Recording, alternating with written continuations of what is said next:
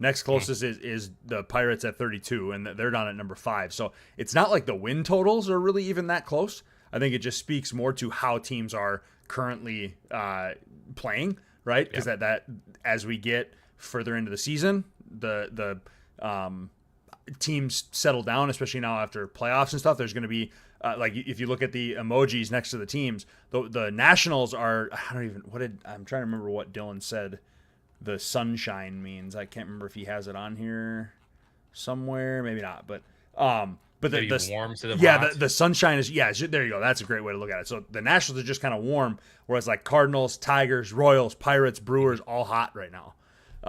So I think that that's certainly playing into a factor as well, and obviously strength of schedule plays a little. And were the Nationals just so hot that their lack of hotness made them warm, even though they're 100%. still hot by relative standards? It could be. I mean, yeah, obviously they're still probably hotter than any other team in the league. Like, are they suffering some success? Essentially, yeah. It sounds like. Yeah, I don't know. It'll be really interesting to see though, because I mean, we just have. It feels like we have such a top weighted league, and I'll get into that in a little bit here, but where it'll be interesting to see if any of these teams still make another move or two. And sure.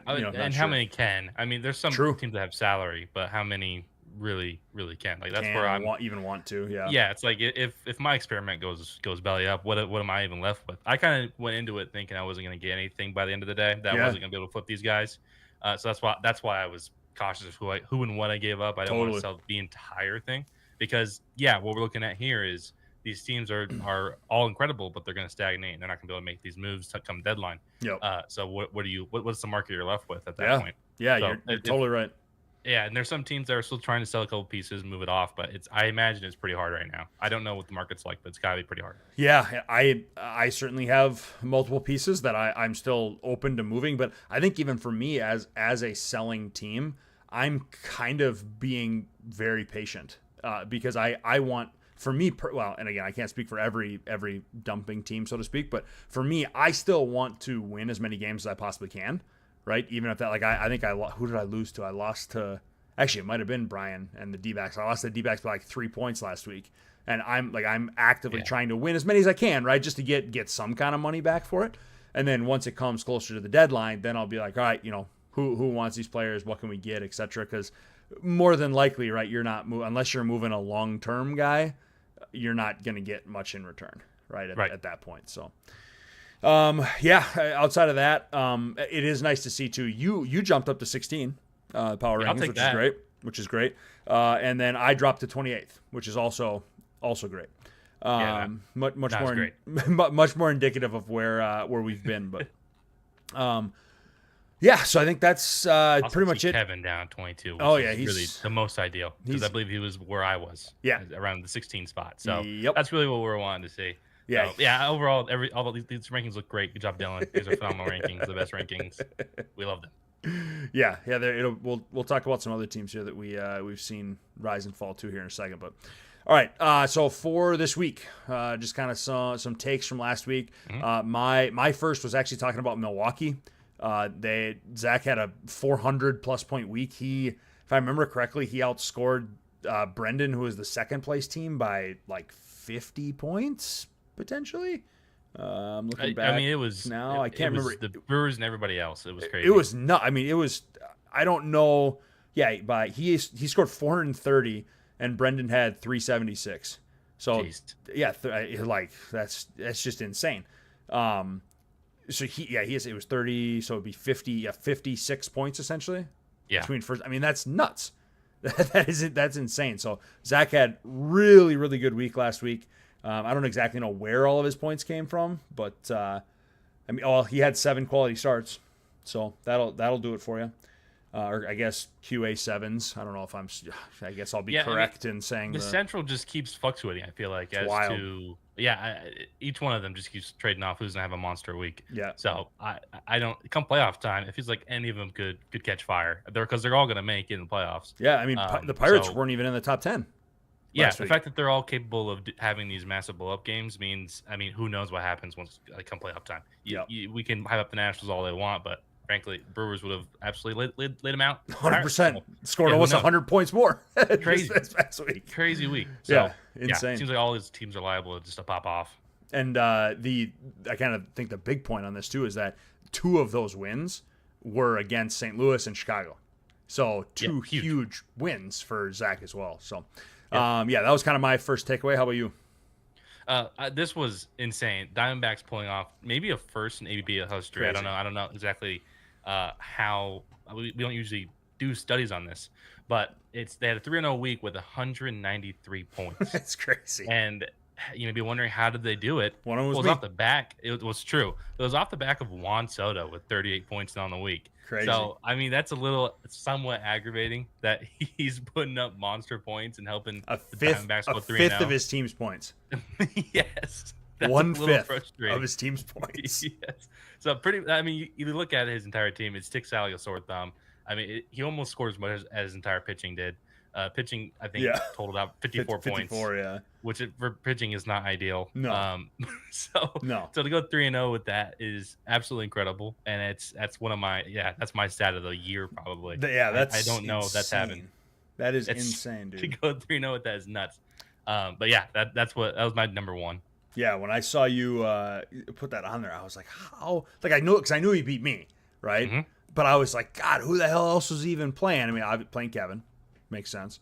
Exactly. And then even Miami too. Frank having 7 starts, only scored 165 points. That's humbling, though. The 7 starts too. I'm looking at it, and it just 2 starts to 7, dude. That is wild. Yeah, but it's like they didn't even look like that horrible. The starts, they just weren't good. Like they're no QA7s really. I think he had 2 negative pitchers. Yeah, 2 negative pitchers is not going to get you anywhere. But when Jacob Lopez and Eric Lauer are kind of heading up the movement there, it's not going to feel good. No. Wild magical week for the Diamondbacks. So shout out D-backs. Yeah, it's crazy. If you're seeing this, I know you're watching, Ryan. Absolutely no shot. Absolutely no shot. The next point for me actually comes from the AL. And we've talked a lot about Detroit and Kansas City in AL Central, certainly, potentially kind of being the leaders in the AL. I actually took a look at Cleveland and the White Sox. And the White Sox last week went...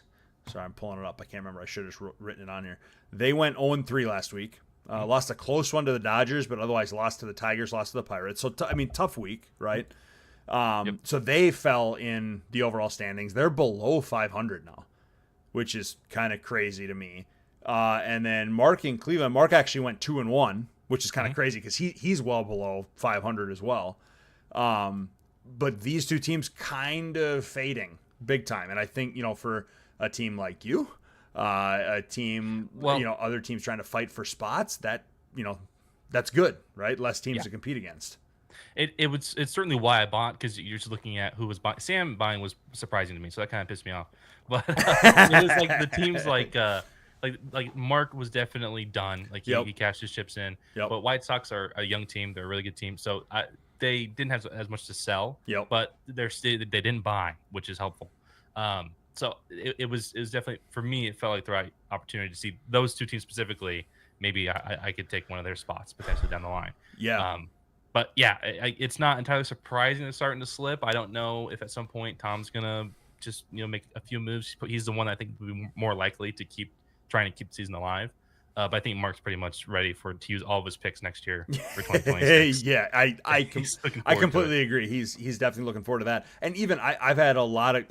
Obviously in the Central, where all 5 of us talk a pretty good amount, and whether it's trades or in chats or whatever. And in my conversations with Tom, he was very reserved in terms of kind of the moves he wanted to make. If he I know he mentioned, and again, this is weeks ago now, so easily things I'm sure have changed, but he had talked about how the only move he really wanted to make was kind of like a middle ground move, nothing, maybe upgrade a position somewhere, a little bit, maybe get a more full-time guy into a spot or something. We need to get him in the Cardinals front office. He'd be perfect. Oh my goodness. I just thought it was interesting. Sit down for an interview with John Mozeliak, he'd be like, "You're the smartest man alive. You're hired right now."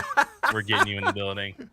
Well, hopefully Tom hears that and he just takes it upon himself to go and apply for the job next year. Bye. But I just thought it was very an interesting approach, right? Because we certainly in the past we've seen a lot of the teams in that spot, even especially teams that have like younger cores, right? They'll go out and try to buy the more maybe veteran high-end players to round out their roster for a playoff run, right? I think honestly the Nationals are kind of similar to that in a sense, right? They did it a little differently, but I think it's a similar kind of path. So I thought that was kind of interesting. We'll talk a little bit more about the playoffs here in a second for my last point. But what's your second point here?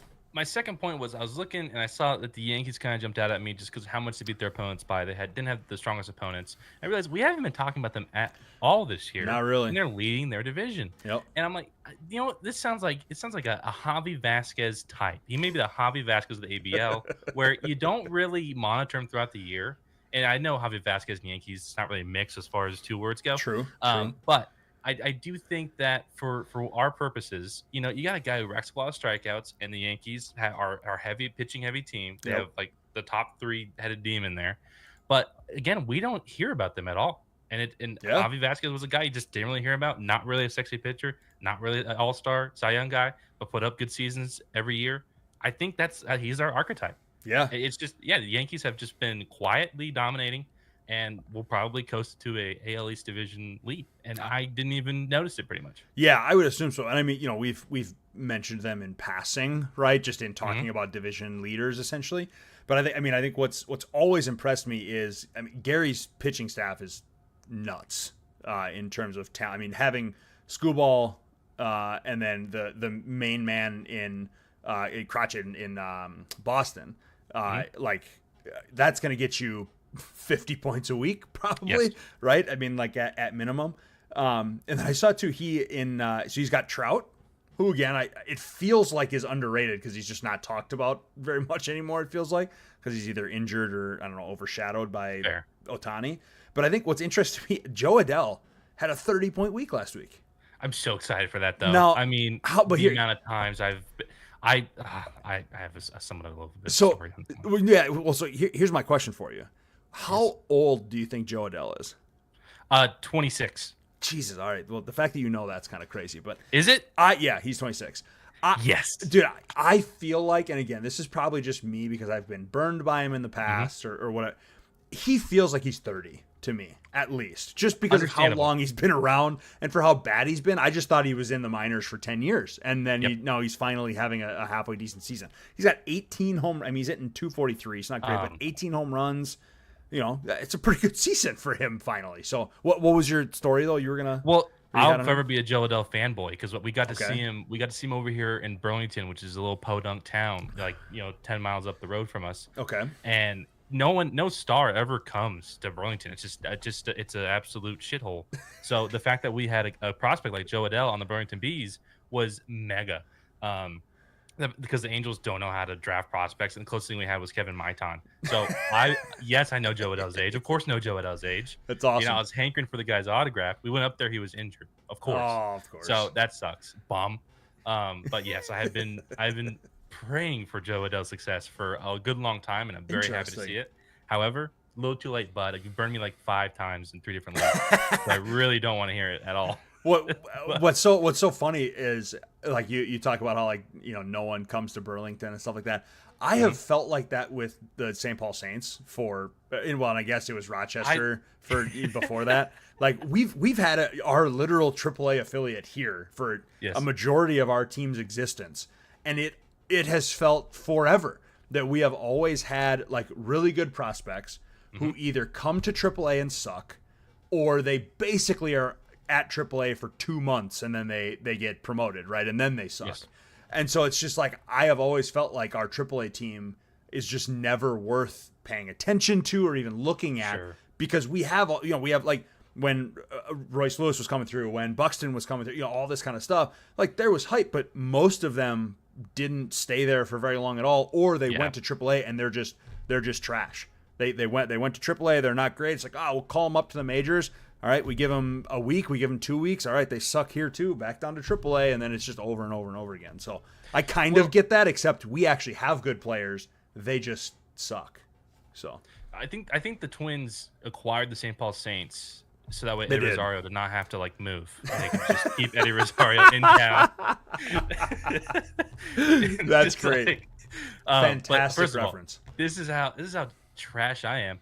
I love the St. Paul Saints so much. To me, like when they were independent ball, Yeah. I loved like the train at the They were old great. stadium. Yep.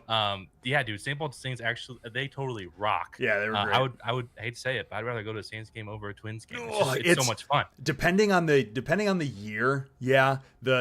Ever since the Twins built their new stadium, the atmosphere there is a lot. Yeah, it's a lot better. And it's an actually like nice stadium, so it's fun to actually go and get fun stuff there. But yeah, dude, back in the day, especially you could go and get a freaking Saints ticket for $3, $4 and go, and they had like dollar hot dog nights. They had just all sorts of different events where you'd go and get free stuff. It was awesome. The vibe was fantastic. So Yeah, Saints rock. can't fault them for that. You're not off track, but you know what? It's ball talk. I don't really want to hear it. Who cares? It's our pod. Yeah, like either listen to us talk or don't. Your choice. Exactly. All right, so last point for me, and this kind of goes back to my point of Cleveland and the White Sox, and how it's seemingly kind of falling out of the AL race in a little way. Looking at the number of under 500 teams that are potentially going to be in the playoffs, and I know that could potentially even be you, depending on where the chips fall. But what are your guesses right now? I don't know if you looked this up at all, but I have not. Okay, it's perfect.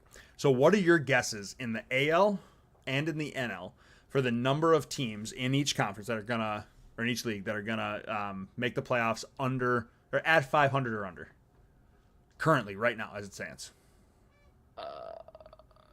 3 AL, 2 NL. So spot on AL. Okay. NL has none. Ah, dude, these freaking yuppies. It is crazy. So, and I looked at this earlier and I was like, this is actually crazy. But a big reason is because the White Sox and Guardians have fallen off so much. Chicago's 3 games under 500. Cleveland's 5 games under 500. It's probably not going to get, that much better. I mean, maybe one of them gets above 500. I don't know. But I don't know what the schedule looks like, but Yeah. it is very, like, at this point, it's so schedule dependent. It's really not about how good your team is. It's who you're playing. I wrote this down for later because I actually looked, but they both probably have 3-0 weeks this week, which is ironic. But what's interesting to me is you have Detroit, Kansas City in the Central, who are obviously well above 500. You have just the Yankees in the AL East, and then you have the A's, and then you have Seattle, who is a game above, right? So those are the only teams that are above 500 in the AL right now. Yikes. Which is I saw that, I was like, that is bonkers. That's actually crazy to me. So we're looking at potentially 3 teams, and this assumes the Mariners stay above 500. We're looking at potentially half the AL being under 500 going into the playoffs. I'm ready for an Adam troll post on Josh right now. Right, seriously. Like, when's the AL going to be better than the NL? Something. Please let me know. God, something like that. But yeah, nuts. But then so then we go over to the NL, right? And you said 2. So there's the Pirates, Cardinals, Cubs, Brewers, all well above 500, right? As they should be. All 4 great teams. Okay. Yeah, right? I guess there was. Then you have Nationals, Phillies, which again, obvious. That's 6 already. The Braves, they're 9 games above 500. And then you have the NL West leader Padres, which they're 7 games above. I did not know they were that high. Okay, I was way off then. Yeah. I did not think they were. But I thought the same thing though. Yeah. So I looked at the AL first, and I'm like, oh, the NL's probably got at least 1, right? Maybe 2. But it's crazy that the final team right now in the NL, or the final 2 teams, would be the 25-14 Brewers and Braves. Like that is cruel, wild. Man. That is wild. 9 games above 500, and you're going to be the last seed in the NL playoffs. I hope the AL wins. I hope so. Like either the Tigers or the Royals. That's our only hope. That would be awesome. Because they have 8 teams that could win it. Yeah, we don't. It'd be so funny. Just have a bloodbath in the NL and then 1 bad week by the champ, or 2 bad weeks rather. And I think the hard part, the hard part too for me in looking at this is like, even like of the sub 500 teams that are going to make it, I don't see any of them like beating John or Brendan in a week. No, right? I've already made peace with that. Yeah. Are you or Sam gonna beat? I mean, I just played probably Brendan and not. got absolutely decimated. So yeah, and I mean, Kevin's not gonna do anything in the playoffs. Kevin's not Kevin's not gonna go to the playoffs. He's probably not gonna make it. White Sox and Guardians, they're not gonna. Yeah. So Fair. realistically, unless Gary in the Yankees, unless he's got Screwball and Crotchet on 2 start weeks, maybe where he's scoring 100 points from just those two. Crotchet, sorry, yeah. I don't know. I don't see anyone else outside of those two coming out of it.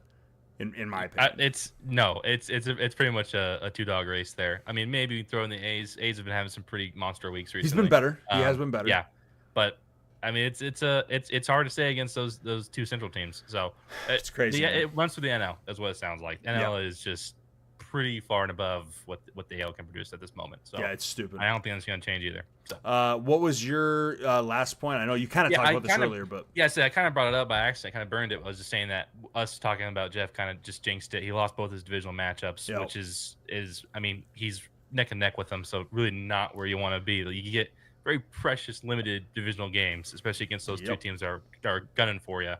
So yeah, I think we kind of cursed him a little bit when we brought when I did when I opened it with saying who can beat the Cardinals. Nobody can beat the Cardinals. Yada yada yada. So yeah, my bad, Jeff. I'm sorry about that. Just goes to show how anyone in the NL can take it, though, right? Yes, I mean, that's what AL can probably win though. If anyone can lose, apparently. You're not wrong. You're not wrong. Pittsburgh's 4-1, Cardinals 3-3, Cubs 4-2, Brewers 3-3. So even in their own division, they're 500 or better, which is pretty wild. All right, anything else from last week, I guess, in general? I know we were long-winded on that one, but that's okay. A lot of good stuff to talk about. Yep.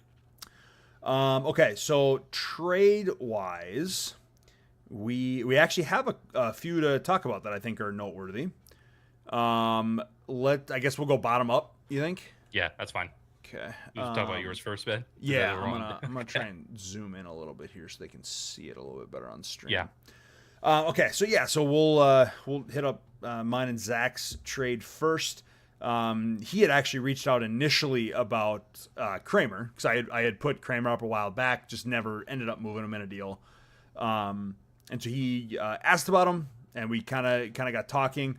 Reimer came up in conversation, and he just kind of as we went through things, he was interested in bringing Santander on board, which is there is updates. He's nearing So he hopefully should be back.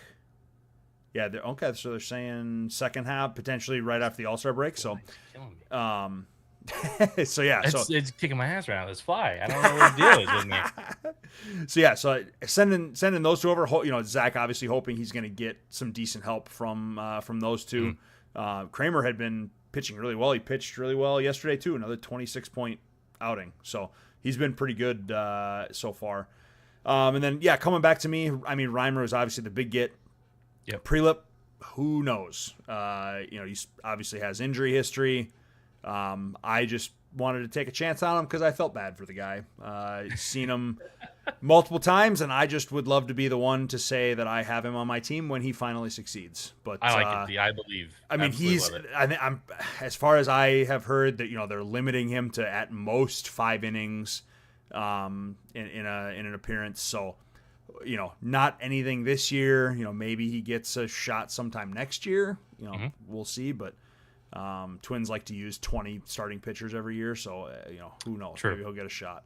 Yeah. But yeah, decent trade. Your thoughts? It's a pretty fair get, I believe, because Zach gets what he needs. He just needs another start that he can at least be flexible with. Santander coming back would be huge if he's last year or the past 3 years Santander and not whatever he was before he got injured. Correct.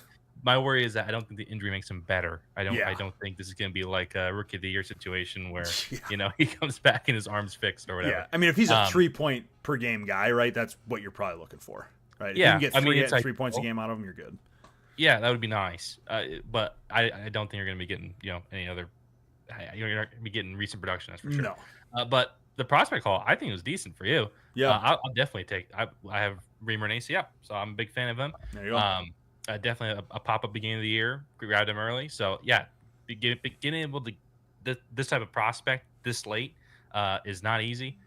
Usually these guys are already pretty much gone by June 1st, so Yeah. I think it was a pretty fair get this late in the game. Yeah, I was certainly happy with it. Can't complain. Kramer was a possible because he's on a what was he? I guess he's a $16 one. So I mean, maybe he's not. What's he at? Is he on a first then? He is on a first. I drafted him this Okay. year.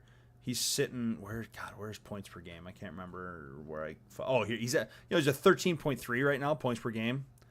So you're probably right on the edge, maybe. Yeah. But you could. Sad thing is you can probably get him for 12 next year. So yeah, probably. But I honestly, you say that and it's like he goes for $20 next $100. You know he will. Genuinely, what's going to happen in the auction? No one knows. It's impossible to guess. Yeah. So yeah, I don't know. That's a tough one. It'd be nice to be able to keep him. I mean, if he goes on a run here, but yeah, that's a tough one. But yeah, I think it's pretty fair overall. Everyone gets done what they need to get done. The next one, Giants and Cubs. Giants pick up a third and Shane Mack, which obviously potentially a pretty big get depending on how you feel about injuries. And then the Cubs get Giolito and Sean. I don't even know how to say his last name. Is it Shanul? Shanul. Okay. Thoughts on that? Thoughts on that one? I have some thoughts, but go for it. Well, like you said, it kind of hinges on what you think of Shane Mack, and I think that boy's barbecue. So, couldn't agree more. Okay, all right. So I'm not crazy. So I mean, Giants tough. I mean, that's a tough one to give that because Shanul is a spec. So I mean, you're getting a spec salary with everyday first baseman, right? Yep. Is that what we're looking at? So I mean, that's a tough one. Let's see. He's a And no, he's not. He's a 2025. Why? $14 because he was one of the dudes that yes, Angels called him up. Yep. And okay, makes sense. Yeah. I thought he was a spec salary because it called up like a year or two. Yeah. Okay, so in that case, 2025. All right, fine. That's a this year but thing. It's like now you're stuck with the Shane Mack contract. I mean, he's not being paid a ton, but still, I have him through next year, correct? Let me see, 2027. I mean, that's brutal, man. I mean, if he comes back and he's good, then I'm happy. Well, and here's my thing. Have to rely on that. Totally. Here's my thing. Like I think the bigger get for the Cubs, honestly, is the Giolito side of things. Because why you're doing the deal. Yeah, the Chenal thing is kind of, I'm assuming, probably a fill-in, right? Like a better first baseman. Like getting Gio, he's $19, which is tough. But he is on a first contract. I don't know if you keep him for 21 next year. That's probably too much. Maybe Frank does. I don't know. But yeah, I mean, if we're questioning Kremer for 13 or that's 12, what I mean. Whatever he said, I would not be doing this for that much. I agree. So really, Frank's giving up. Yeah, Frank's giving up an $11 Shane Mack, which again, you look at his stats. He's a 15, 20, 17 point per game pitcher. If he comes back, anywhere near that, it's a win for Rourke, right? I mean, I think Rourke wins it for sure. If Shane Mack doesn't come back or comes back and is trash, then Frank gets his for this year and then doesn't have anything else really to show for it. The two TJs is tough because you've seen it work. Like DeGrom is pitching very well. Sandy Alcantara is dead. Yep. So who knows what happens? I don't know if it really matters of who did the surgery. I have no idea what factors into it. The rehab. I don't know. I don't know the specific scientific method of it, but it's a lot of risk. And to be stuck with it for 2027, maybe this is a trade we look back on and be like, what a masterclass this was. Could be. But I mean, I would not be willing to take the risk, but I still like to see deals getting done. And that's what we got going on. 100%. And you can't be mad about the fact that the league's not dead, right? Correct. We asked for it and we shall receive it. It's the whole point. Absolutely. Moving on to the last trade to talk about, another one with Frank. This one was included Gary. Thank the other Gary, the Gary who we usually talk a lot about and has been very, very quiet this year. I actually, before I even talk about, so it's Bohm and a fourth go to Frank, and Nolan Jones, Quinn Priester, and is it Palante? Yeah. Is that how you say it? That's correct. Go to Gary in Toronto. And now Bohm's contract is $26 on a first contract. He's a 2.67 player, so that's pretty dog water. Yeah. So again, probably not a bigger name for Frank that he's probably not keeping. I would guess, unless Bohm has a massive second half. But it's kind of killer because Priester's already putting up 4 a game at $5 through 2027. Yeah. So that alone as a return would be tough to swallow. 100%. And I will pay Palante a compliment here. Okay. I have a neutral opinion on him. Okay. And that's really all I have to say about him. The fact that he's a Cardinal pitcher and I have a neutral opinion on him is about all I can give him. It's a positive. It's a positive. But 11 per game, ass. $3 though, very good. That's what I'm saying. Like pitcher. you got like I don't even care if he turns into a Sparp, right? Like $3. Actually, it'd be ideal if he was a Sparp. And True. He just does long release spots. True. And then I can just stuff him in there and get probably 20 points a week. Unless you needed starts for whatever reason. But yeah, I mean, it's the thing is too with the $3, it's a $3. He can't start. He physically is incapable of starting. Fair. That's the issue. Fair. So you just throw him in a long release slot. Hopefully he gets more points. True. $3 2026. You're guaranteed 2 years of a low contract guy who's at 11 points per game. I mean, I'll tell you, any of us will take that, right? Out of a low end guy like that. And then you throw on top of that Priester, who's a $5 2027 14 point per game guy. That is, in my opinion, that is such a good deal for Gary. And then, this Nolan is Jones. almost, it feels like that. The Nolan Jones thing feels like that may have been the balancing part of this. Because Nolan Jones is 1.79 a game, $10 through 2027. That was almost like, I'll give you this to get rid of this. But still, that's a lot. I would take that in a heartbeat still. Yeah, Nolan Jones is I'll take the penalty. 3-positional outfielder who 100%. Who plays. Like, I'll take that. I would take him on my team right now for sure. So, I think, in my opinion, this is leaning towards Gary. Big time. Charity Gary it seems like he may have shifted to the I don't know, into maybe more of a quality over quantity era. Yes, which is I don't know. Not bad. Toronto's obviously not having a lot of success this year, so maybe he's moving things back, slowing it down a little bit. Correct. Yeah, perhaps. But yeah, this seems like a big get for the Blue Jays for years to come. Yeah, I agree. Yep. All right. Anything else transaction wise? No, that's everything. Okay. Let's move to next week.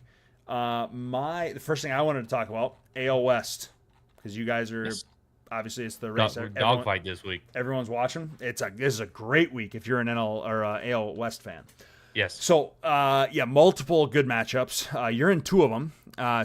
You have both the Mariners and the Rangers this week. Yeah. Which is good. Obviously, could be 2 huge wins for you. I mean, I'll look at it this way. If I can beat one of them, I think I can beat both of them. They're both pretty equally matched. But the thing is, I've been so consistent each week, I don't think I'll pop off in a given week. I'd have to have really good pitching to compete with either one of them. Yep. And I don't know if I don't know if I got the hook spot to do it. Gotcha. I don't know if it's going to happen. So I'm looking probably 1 and 2. Most likely, because for sure I could take the Giants. That should be no question. Yeah. But I'm not confident. I have to say. Yeah, I'm be straight up honest. It'll be really interesting to see kind of what happens because Seattle is probably going 1-1 in their other matchups. Mm-hmm. So your matchup would be kind of the decider, right? Between it's frustrating because it seems like the perfect week to strike. So once hit me up. And say, we'll say same with Sam too. Sam plays Arizona and the Yankees. So again, probably 1-1 in those matches. So it's kind of crazy that like you could really be the determiner and easily gain at least a game on both of these teams. Yeah. Which would be a really, really big week. So that was kind of my first takeaway from next week. How about you? What do you got? Yeah, I think Power Rankings will certainly agree with it, but the Cardinals and Tigers are a huge matchup this week, although we're off to a really horrible start because the Tigers have Chase Burns going this week. I don't know if anyone's looked. Chase Burns, 5 earned, 1 out. Ooh. Not where you want to be. After his previous start, where everyone's like, we might have another Paul Skeens, Jacob Mizorowski, NL Central's in great hands, yada, yada. Boom. Absolutely gets blown up by Boston on the West. I mean, really? The offensive powerhouse of Boston. No one told me about that. So Tigers not off to a great start against the Cardinals right now. But well, it's a very long week. It's two very good teams, but not when you want to burn your first start. I'll say that much. Oof, yeah, geez, minus 7.83 Yeah, points right now. brutal, man, brutal. 30, So, again, 33 pitches so far. Holy, it's a rough one. that's Bad day crazy. at the office for Trace Burns. Well, and he's actually given up 7 runs. Thank God, only 5 of them earned though. So Oh, jeez, is he still? he's out. Yeah, he's out. Okay, so you have 7 total runs. Yeah. 5 earned. Oh my God, that's way worse. Whew. Okay, well that's bad. Obviously, Yeah, yikes. no Ks either, which was like the one True. thing he did last game. That's all he did was Ks last time out. So Yeah, what the heck? It's crazy. Welcome Wild. to the show, kid. Another big time matchup. We got Pirates versus Nats this week. That'll obviously be a huge matchup to watch. The 1-2 right now in terms of NL. It feels like Duke's gotten away with some this year. In terms of getting some easier wins. He's got the Astros, who are probably going to be an easier win, but his other matchup this week's Atlanta. So Atlanta's got a shot to make some noise there as well. But yeah, that'll be really interesting to kind of see where that matchup lands. But that was my second one. Yeah, on my list, I had the Cubs versus Padres. Not really a marquee matchup, but certainly one that has implications. Playoff-wise. Yep, playoff-wise certainly does. Whether or not seeding, these teams are not. I mean, I think the Padres pretty much will be able to clinch it throughout this week, trying to kind of chip away at the Dodgers. And the Cubs need this win to kind of move up the ladder in the Central. If they have any shot of moving up, it's got to be these wins against the Padres. They're evenly matched teams. So I think it's a fair fight. But yeah, Cubs have been kind of on a hot streak recently, so hopefully they can keep it going. Love it. My last thing that I wanted to talk about, which I did mention earlier, was Cleveland and the White Sox schedule. So White Sox have the Orioles, Twins, Red Sox. I think 3 of the 4 teams that don't have 10 wins yet in the league. So you would like to think that's a 3-0 week there.